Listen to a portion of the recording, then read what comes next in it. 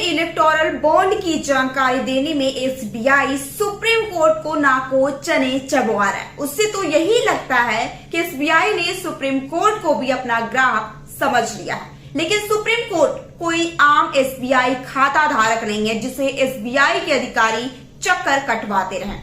आज supreme court की तरफ से एसबीआई को ये बात अच्छी तरह समझा दी गई है। सुप्रीम कोर्ट ने 11 मार्च के फैसले में एसबीआई को इलेक्टोरल बॉन्ड की पूरी जानकारी देने का निर्देश दिया था। हालांकि एसबीआई ने सिर्फ इलेक्टोरल बॉन्ड खरीदने और उनको कैश करवाने वालों की जानकारी दी, लेकिन ऐसी कोई जानकारी नहीं दी जिससे ये पता चले कि किसने किस पार्टी को इलेक्टोरल बॉन्ड के जरिए चंदा दिया, जिसका पता इलेक्टोरल बॉन्ड के आंकड़ों से चल सकता है, जिसे ना देने के लिए एसबीआई बहाने बना रहा है। आज इस पर सुनवाई करते हुए सुप्रीम कोर्ट ने एसबीआई से कहा कि इलेक्टोरल बॉन्ड से जुड़ी हर जानकारी 21 मार्च तक दे, यूनिक बॉन्ड नंबर्स का भी खुलासा करे जिसके जरिए बॉन्ड खरीदने वाले और भुनाने वाले राजनीतिक पार्टी के लिंक का पता चलता है। चीफ जस्टिस ने कहा कि एसबीआई चाहती है कि हम ही उसे बताएं कि किसका खुलासा करना है, तब वो बताएंगे। ये रवैया सही नहीं। चीफ जस्टिस ने आगे कहा कि सारी जानकारियों का खुलासा करने में एसबीआई सिलेक्टिव न रहे, हमारे आदेशों का इंतजार ना करे। हम इलेक्टोरल बॉन्ड से जुड़ी हर वो जानकारी चाहते हैं जो आपके पास है। 21 मार्च की शाम 5 बजे तक एसबीआई एक एफिडेविट दाखिल करे कि उन्होंने कोई जानकारी नहीं छिपाई है, यानी अब एसबीआई इलेक्टोरल बॉन्ड से जुड़ी कोई जानकारी नहीं छिपा पाएगा और उसे ये सभी सवालों के जवाब देने ही पड़ेंगे जो इलेक्टोरल बॉन्ड को लेकर सबके मन में सवाल उठ रहे हैं। लेकिन सबसे बड़ा सवाल तो यही है कि आखिर इलेक्टोरल बॉन्ड के जरिए किसने किस राजनीतिक पार्टी को कितना चंदा दिया, और इस सवाल का जवाब ना तो एसबीआई देना चाह रहा है और ना ही कोई बड़ा राजनीतिक दल। सुप्रीम कोर्ट ने वर्ष 2019 में इलेक्टोरल बॉन्ड से जुड़ी सुनवाई के दौरान ही चुनाव आयोग को कहा था कि वो सभी राजनीतिक दलों से इलेक्टोरल बॉन्ड को लेकर जानकारी जुटाए। चुनाव आयोग को राजनीतिक दलों से ये जानकारी लेनी थी कि उसे कौन सा बॉन्ड किसने दिया, इलेक्टोरल बॉन्ड की रकम कितनी थी और ये किस खाते में और किस तारीख में डाली गई। सिर्फ कुछ राजनीतिक दलों ने ये सारी जानकारी दी, जबकि कई दलों ने सिर्फ ये बताया कि किस बॉन्ड से उन्हें कितने रुपए मिले। बीजेपी ने इलेक्टोरल बॉन्ड की जानकारी देने में ये कहते हुए साफ मना कर दिया कि कानून के तहत पार्टी को इलेक्टोरल बॉन्ड देने वालों के नाम और अन्य जानकारी रखना जरूरी नहीं था, इसीलिए उसने अपने पास ये ब्यौरा नहीं रखा है। कांग्रेस ने इसकी कोई साफ वजह नहीं बताई कि वो क्यों इलेक्टोरल बॉन्ड के जरिए चंदा देने वालों की जानकारी नहीं दे पा रही है। उसने अपने जवाब में कहा कि उसकी तरफ से एसबीआई को निर्देश दिए गए थे कि वो इसकी जानकारी सीधे सुप्रीम कोर्ट को ही दे।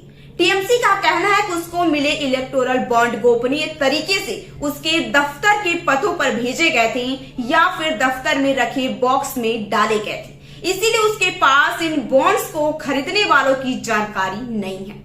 राष्ट्रवादी कांग्रेस पार्टी यानी कि एनसीपी ने कहा है कि उसने इलेक्टोरल बॉन्ड का रिकॉर्ड रखना जरूरी नहीं समझा, क्योंकि उसे लगा कि इसकी जानकारी देने की कोई जरूरत नहीं होगी। जेडीयू ने गजब का ही तर्क दिया। उसके मुताबिक साल 2019 में एक अनजान शख्स पार्टी दफ्तर में आया और 10 करोड़ रुपए के इलेक्टोरल बॉन्ड का लिफाफा देकर चला गया, यानी किसी भी राष्ट्रीय पार्टी ने इलेक्टोरल बॉन्ड के जरिए चंदा देने वालों की पहचान जाहिर करने में दिलचस्पी नहीं दिखाई। लेकिन कई क्षेत्रीय दलों ने इसकी जानकारी दी है कि उन्हें इलेक्टोरल बॉन्ड के जरिए किसने कब और कितना चुनावी चंदा दिया है। इनमें गोवा फॉरवर्ड पार्टी है, जिसने बताया कि प्राउडेंट इलेक्टोरल ट्रस्ट नाम के डोनर से वर्ष 2018 में 50 लाख रुपए का चुनावी चंदा मिला था। मुख्य तौर से कर्नाटक में राजनीति करने वाली एचडी देवगौड़ा की पार्टी जनता दल सेकुलर ने भी डोनर के नाम बताए। उसने चुनाव आयोग को जो लिस्ट सौंपी है उसमें बताया गया है कि 20 मार्च 2018 को इंफोसिस टेक्नोलॉजी ने इलेक्टोरल बोर्ड के जरिए 1 करोड़ रुपए दिए थे।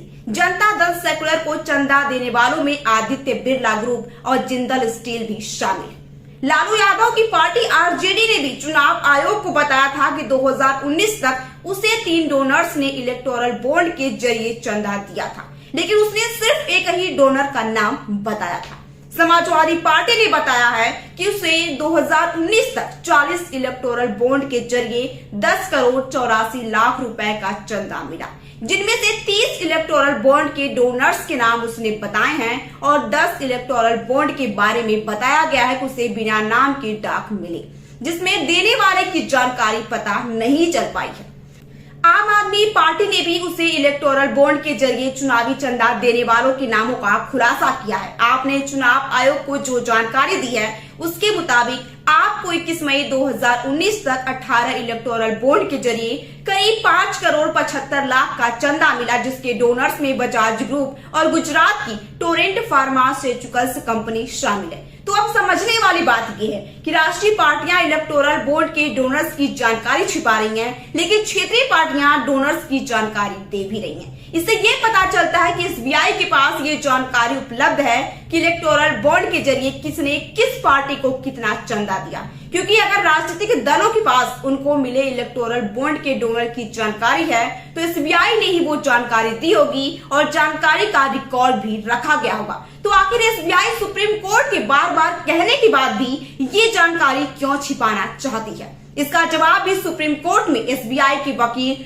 हरीश साल्वे ने दिया है। चीफ जस्टिस ने जब पूछा कि एसबीआई ने इलेक्टोरल बॉन्ड इसका जवाब भी सुप्रीम कोर्ट में एसबीआई के वकील हरीश साल्वे ने दिया है। चीफ जस्टिस ने जब पूछा कि एसबीआई ने इलेक्टोरल बॉन्ड का डेटा किस फॉर्मेट में सेव किया था तो हरीश साल्वे ने कहा कि उस वक्त हम पर यानी कि एसबीआई पर गोपनीयता का दबाव था। तो आखिर ये किसका दबाव था? अब इस सवाल का जवाब मिले या ना मिले, लेकिन 22 मार्च तक देश में इस बात का जवाब मिलने की पूरी संभावना है कि इलेक्टोरल बॉन्ड के जरिए किस पार्टी को किसने कितना चुनावी चंदा दिया था।